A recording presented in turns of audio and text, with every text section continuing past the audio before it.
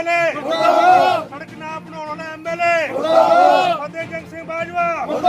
पंजाब सरकार फतेहजंग बाजवा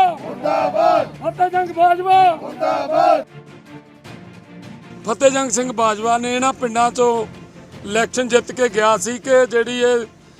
ਚੱਕ ਸ਼ਰੀਫ तो लैके तुगलवाल तक 50 ਪਿੰਡਾਂ ਨੂੰ सड़क जोड़ती है जिहड़ी ਇਹਨੂੰ ਕੋਈ 12-13 ਸਾਲ ਹੋ ਗਿਆ ਇਹਦੀ ਐਡੀ ਮਾੜੀ ਹਾਲਤ ਆ 3.5 ਸਾਲ ਹੋ ਗਏ ਇਸ MLA ਨੂੰ ਜਿੱਤ ਕੇ ਇੱਥੋਂ ਗਿਆ ਨੂੰ ਇਹਨੇ ਇਹ 50 ਪਿੰਡਾਂ ਨੂੰ ਸੜਕ ਜੋੜਦੀ ਕਾਦੀਆਂ ਹਲਕੇ ਦੀ ਤੇ 50 ਪਿੰਡਾਂ ਦੇ ਬਾਂਗਰ ਦੇ ਪਿੰਡ ਜਿਹੜੇ ਆ ਸਠਿਆਲੀ ਤੋਂ ਲੈ ਕੇ ਤੁਗਲਵਾਲ ਤੱਕ ਉਹ ਸੜਕ ਦਾ ਬਹੁਤ ਮਾੜਾ ਹਾਲ ਆ ਆਹ ਸੜਕ ਦਾ ਤੁਹਾਨੂੰ ਤੁਸੀਂ ਅੱਜ ਵੇਖ ਹੀ ਲਿਆ ਇਹ ਐਡਾ ਮਾੜਾ ਨਿਖਿੱਧ MLA ਮਤਲਬ ਸਾਬਤ ਹੋਇਆ कि 2 सड़कां सिर्फ कादियां हल्के दियां सीगियां ये दोनों नहीं बना सकिया लोग बहुत गुस्से च ने जे 10 दिन के अंदर अंदर सड़कां ना बनियां तो लोग सड़कां ते उतरनगे ये सरकार दा जिहड़ा भांडा ठिकर है इत्थे लोकी आके सड़कां ते भन्नणगे बेट इलाके दा जिहड़ी ये सड़क आ भैणी काणियां तो लैके तुगलवाल तक ये बेट इलाके दी दिल आ और मैं समझदा कि बेट इलाके का कोई भी कारोबार है कोई भी काम है भावें मंडी का सीजन हो भावें कणक का सीजन हो भावें कणक गन्ने का सीजन हो सारे सीजनों तो ट्रालियां भी ट्रक भी ते कोई ट्रैफिक आ बेट इलाके की सारी इत्थों लंघ के जाती है और इत्थों सारी सड़क जिहड़ी आ वो लोग जिहड़े आ जो जाते हैं तो इत्थे जिहड़ा जो हादसाग्रस्त ये सड़क ते लोकां नाल हो रहा बड़ा मंदभागा है और अज तो कुछ समा पहला 11 अक्तूबर पिछले 2019 ਦੇ ਵਿੱਚ ਇੱਕ ਖਬਰ ਲੱਗੀ ਸੀ ਜਿਹੜੀ ਖਬਰ ਫਤਿਹਜੰਗ ਸਿੰਘ ਬਾਜਵਾ ਵੱਲੋਂ ਲਗਾਈ ਗਈ ਸੀ ਕਿ ਮੈਂ ਇਹ ਪ੍ਰੋਜੈਕਟ ਇਹ ਸੜਕ ਦੇ ਪ੍ਰੋਜੈਕਟ ਜਿਹੜੇ ਆ ਉਹ ਜਿਹੜੇ ਆ ਮਨਜ਼ੂਰ ਕਰਵਾਤੇ ਆ ਤੇ ਅੱਜ ਜੂਨ ਦਾ ਮਹੀਨਾ ਹੋ ਗਿਆ ਤੇ ਹਜੇ ਤੱਕ 1 ਸਾਲ ਪੂਰੇ ਲਗਭਗ ਹੋ ਚੱਲਿਆ ਪਰ ਇਹ ਸੜਕ ਜਿਹੜੀ ਹੈ ਇਹਦੇ ਤੇ ਕੋਈ ਪ੍ਰੀਮਿਕਸ ਨਹੀਂ ਪਿਆ ਕੋਈ ਇਹਦੇ ਤੇ ਨਾ ਤੇ ਇਹਦੀ ਸੜਕ ਦੀ ਕੋਈ ਰਿਪੇਅਰ ਕੀਤੀ ਗਈ ਹੈ ਤੇ ਇਹ 2 ਸੜਕਾਂ ਜਿਹੜੀਆਂ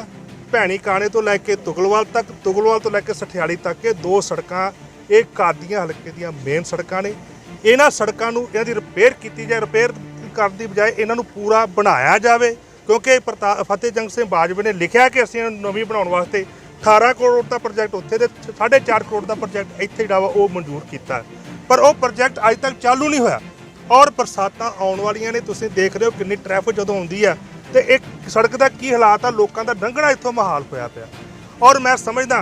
कि आने वाला सीजन जो गन्ने का सीजन है नवंबर में चालू हो रहा और वो जो सीजन है पिछले साल भी जो 2 सीजन लंघे ने उन्होंने सीजनों के इन्ने एक्सीडेंट इन्होंने सड़कों पर होए ने इन्होंने 2 सड़कों पर जिहड़ा तो किसानों की भरपाई जी सरकार नहीं कर पा रही और ना भरपाई इन्हों को हो रही है और आने वाला सीजन जो हुण चालू हो रहा उहदे विच भी जे सड़क ना बनी तो लोक किसानों का बहुत बड़ा नुकसान होगा। मैनू पता लगा भी कुछ अकाली मेरे वीरां ने जिन्हां विच कमलप्रीत सिंह जी काकी जिहड़े कि आम आदमी पार्टी कदी अकाली दल च हुंदे ने कदी आम आदमी पार्टी च जांदे ने फिर अकाली दल च आंदे ने ये जिहड़े गेंद वांगू रिड़दे आ इन्हां ने कल तुगलवाल सड़क दे उत्ते प्रोटेस्ट कीता भी जिहड़ी तुगलवाल तो ਚੱਕ ਸ਼ਰੀਫ ਨੂੰ सड़क जाती है ਉਹਦਾ बहुत खस्ता हालत है और सरकार ਇਹਦਾ कुछ नहीं कर रही। मैं पहली गल तो पूछना चाहना भी जिहड़ी अकाली 2017 तो पहले की सरकार सी 2012 तो 17 तक उस वेले ये सड़क ते 4 करोड़ रुपया सरकार का सैंक्शन होया सी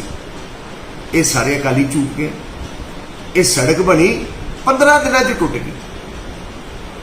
और मैं ये गल कहना चाहना तुहाडे टीवी के उत्ते भी असी इत्ते इहदे उत्ते एक विजिलेंस इंक्वायरी इनिशिएट करावांगे किहड़े लीडरां ने किहड़े अफसरां ने उस वक्त सरकार नूं चूना लाया 4 करोड़ रुपया हजम कर गए और मैं अपने इलाके के लोगों को मेरे वीरों दसना चाहना कादियां हल्के की कोई इहो जी सड़क नहीं जिहड़ी रिपेयर ना हुई हो जिहड़ी नवीं ना बनी होए ये मैं दावे ना कह सकता और ये जिहड़ी रोड है जिहड़ी तुगलवाल तो ਚੱਕ शरीफ नूं जांदी भैणी मीर खां तो होके ते फिर तुसी बंद ना सी जोड़ी है इस सड़क लिए 2 करोड़ रुपया सैंक्शन हो गए ए सोमवार 29 तरीक नूं 29 जून नूं सवेरे काम शुरू हो जाऊगा काम अलॉट हो चुका है टेंडर हो चुका है काम अलॉट हो चुका है काम शुरू होना है और तुहानूं पता है भी ये कोविड-19 करके ये जिहड़ा ये काम थोड़ा डिले होया 2-3 महीने ਕਿਉਂਕਿ ਸਾਰੀ ਲੇਬਰ ਜਿਹੜੀ ਸੀਗੀ ਰਾਜਸਥਾਨ ਦੀ ਲੇਬਰ ਉਹ ਰਾਜਸਥਾਨ ਜਾ ਚੁੱਕੀ ਸੀ।